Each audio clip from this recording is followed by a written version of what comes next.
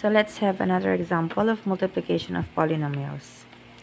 Number will be number 4. So the quantity a minus 6b multiplied by the quantity a plus 6b. Okay, again we're going to distribute. A multiplied by a is equal to, copy the variable and then add their exponent 1 plus 1. Next, a multiplied by 6b is positive times positive, positive 6ab. Next, negative 6b multiplied by a equals to negative 6ab. And then, negative 6b multiplied by positive 6b. So, negative, remember this rule,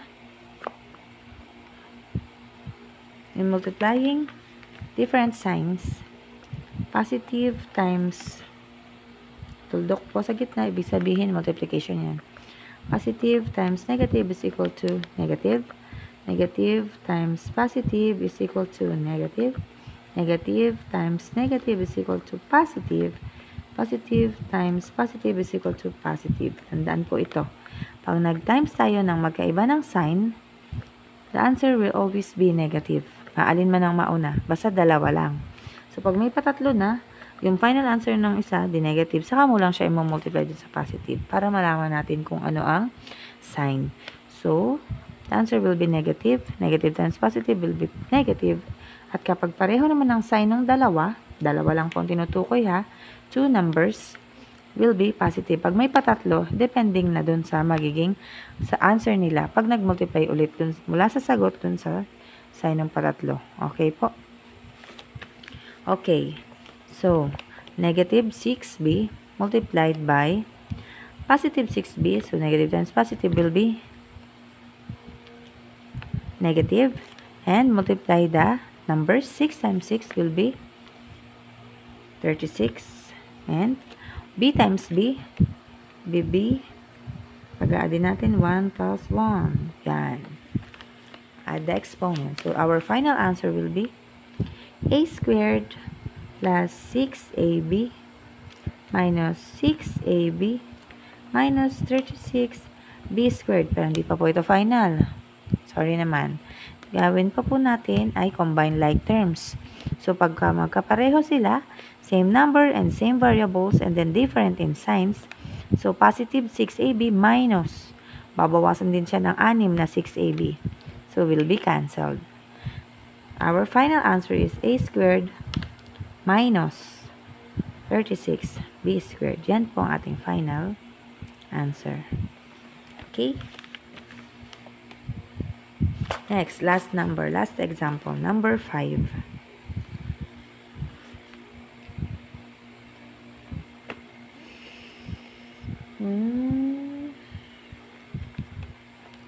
For a cube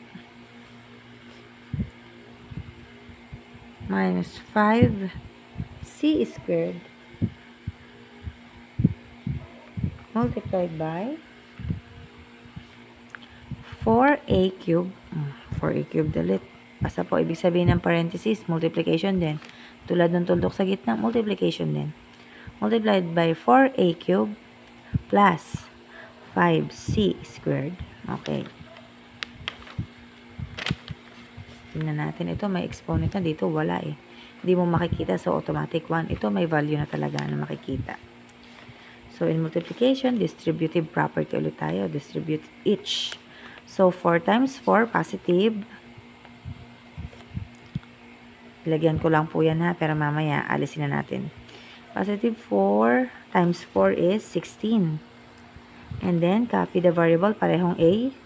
So, sabi ko sa inyo, we're going to add their exponent, 3 plus 3.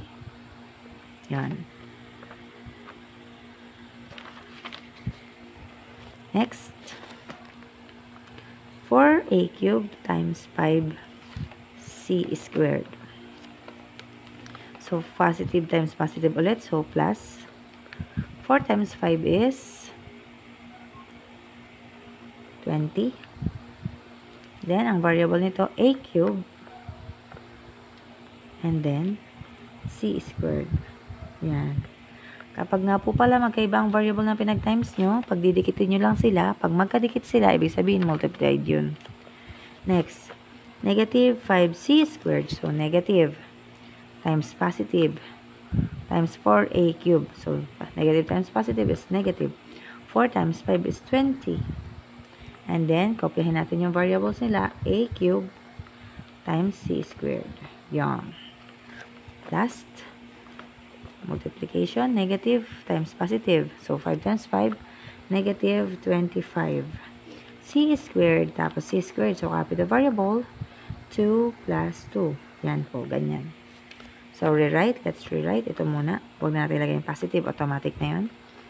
16. A raised to 3 plus 3, 6.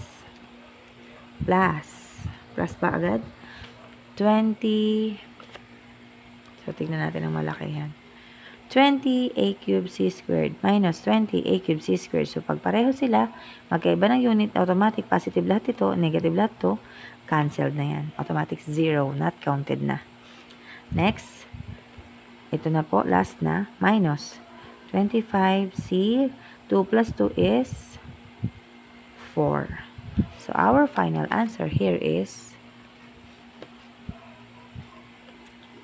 16.